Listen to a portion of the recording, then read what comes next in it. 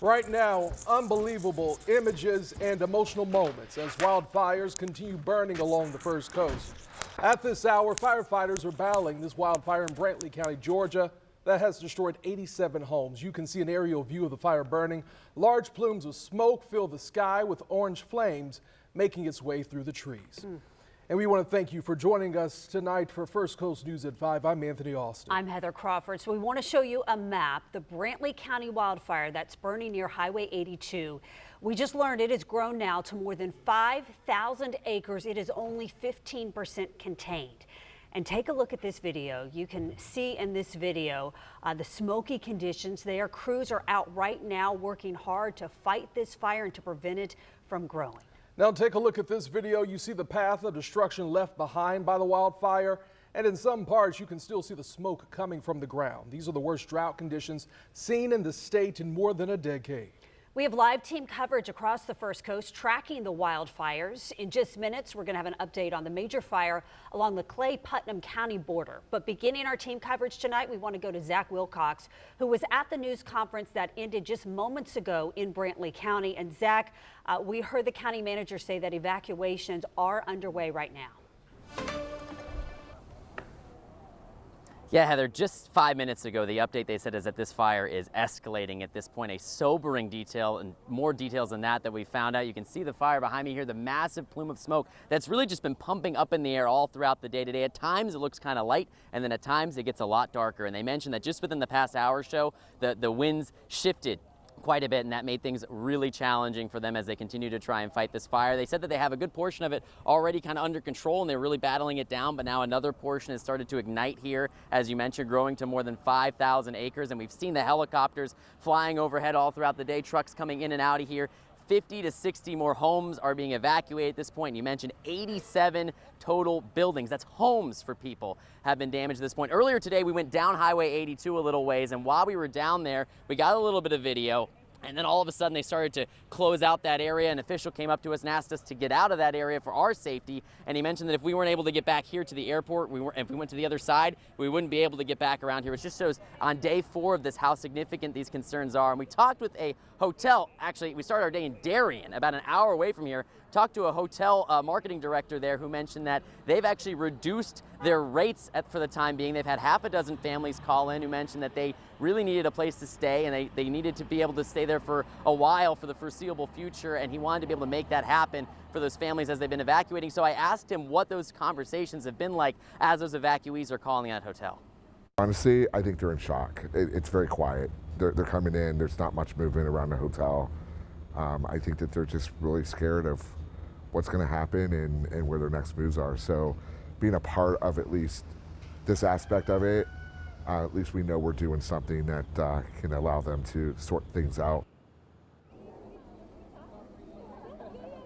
Gotcha. So hopefully that's progress there for a lot of those families, that they at least have a place to stay for the foreseeable future. And we also found out that they're hoping to open a call center tomorrow, that by noon or so, families will be able to call in. They'll pick out their address and tell them if they're able to return to where they evacuated from. But again, another 50 to 60 homes evacuated today, and that's a lot more families that may be calling that hotel over in Darien. And just as I'm talking here, Cole, if you want to pan up to that, we can see another plane that's crossing overhead. That's one of the bigger ones that we've seen so far. We've seen a lot of helicopters with the bags hanging down, dumping the water on the fire, but just a constant motion up in the air and on the ground as these crews continue to try and fight this fire.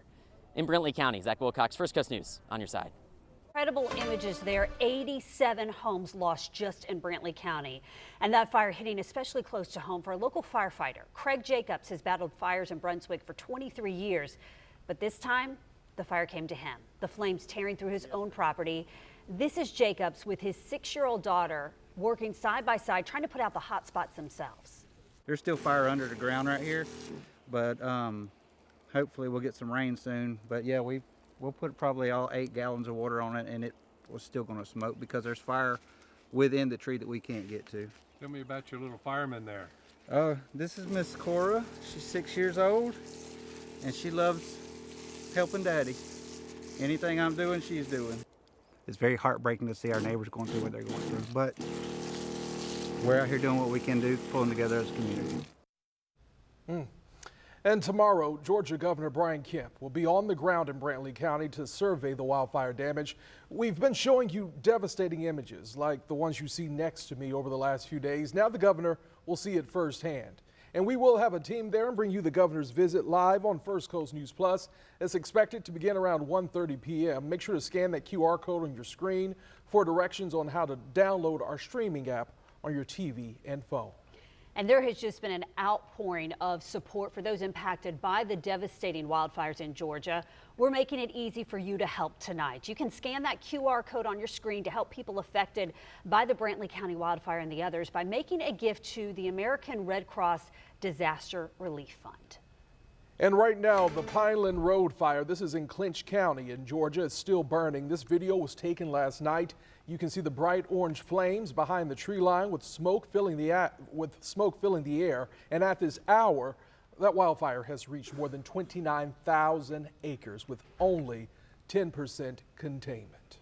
Well, some positive news now on the railroad fire burning along the Clay County-Putnam County line. Crews have now increased the containment to 60% on more than 4,400 acres that caught fire.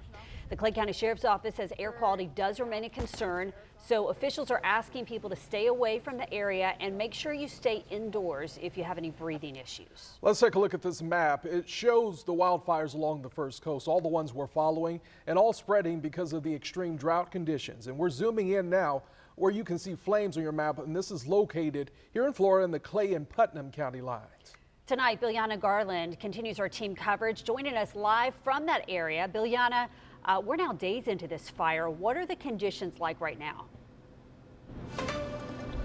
There are white ashes floating around in the air right now that I can see, and the smell of smoke is very thick. And I want to direct you to the smoke behind me. It's in the tree line, and even 10 minutes ago, it was a lot higher in the sky as they're continuing to put out these flames. And the conditions have been changing very frequently.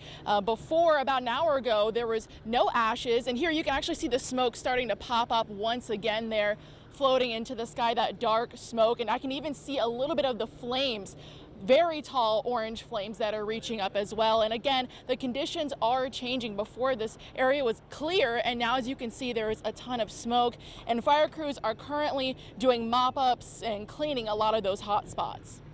And smoky spots still linger here at the county border while crews fight the fire. A Clay County pastor and his wife have turned Decoy Baptist Church right next door to their home into a rest stop for exhausted firefighters.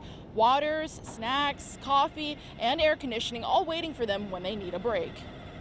Some of them are tired. I've offered for some of them to come in, in the air conditioning, but it's just a blessing to be a part of it and, try to do what we can to help them work to do their jobs efficiently.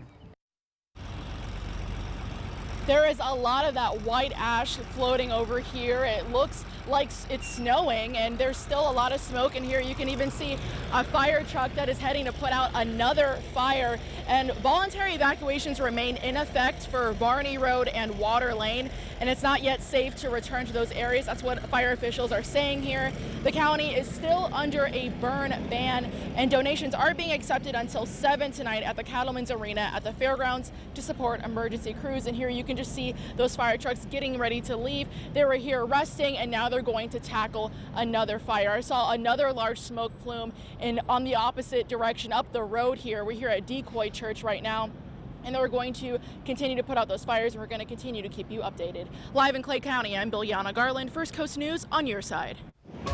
Let's check in now with Chief Meteorologist Lewis Turner. Lou, right now a weather impact alert is in effect because of this fire danger and the smoke impacts. Let's talk about the latest when it comes to air quality. Yeah, so we have been blessed with the sea breeze for at least parts of downtown, the beaches, St. Johns County, kind of blowing that smoke back to the west. So really it's mid-Georgia, South Georgia, and up in the Carolinas that have just the worst of the air quality. But now through Saturday morning, we're going to watch for that fire danger, certainly, and then that potential for smoke in the morning. warnings kind of settling back in. So continue practicing all fire prevention so we don't see more of these fires. We mentioned the Brantley County Highway 82 fire, 5,000 plus acres of burn, 15% contained. You notice that smoke kind of drifting more towards the north. Those winds also pushing the edges of that fire as well.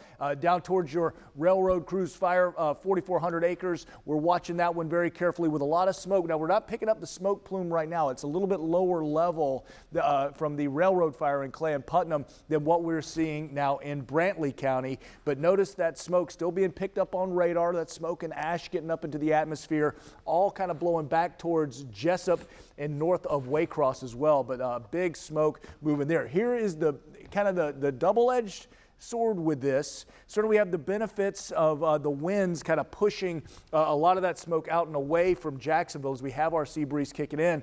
But as the officials up towards Brantley County mentioned, with that sea breeze wind shift creates those challenges for the firefight as things begin to expand a bit. But those winds still rushing and pushing generally out of the south, pushing those smoke plumes more toward the north. Now, coming up in our full forecasting, we got to talk about rain chances for the weekend. We are bringing some of those in. We'll talk about when and where in just a few moments. Thank you, Lou. And you can always find our local forecast on the free First Coast News app. You can also check the latest with the fires along our First Coast. You can just text the word app to the number on your screen. We're following some more breaking news right now out of Baton Rouge, Louisiana. We have just learned that 10 people have been injured in a mass shooting at a mall. This attack happened just before 1:30 this afternoon near the food court inside the Mall of Louisiana. Now, police say it's believed to be a targeted attack as two groups of people got into a fight and started shooting at each other. Police are actively searching right now for suspects. A former pre-K teacher will now face 10 years in federal prison for attempting to engage in sexual activity with a 13-year-old.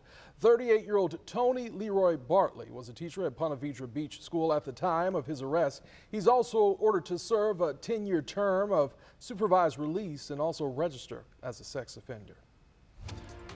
Well, a new Whole Foods is set to open, and we're going to tell you when you can shop at this new Whole Foods in Brooklyn in just a few minutes. Tracking our rain chances, just mentioned, we're going to look at the when and the where. We have the best chance of seeing maybe a few scattered showers out there over the weekend. Stay with us. Hill 28, Black 25 said, hut, hut, hut, hut. The 2027 NFL Draft is less than 3 hours away from starting here on ABC 25. And despite our Big Cats not having a first-round pick, fans are still fired up about the opening round. Tonight, we've got live team coverage on what fans are saying next.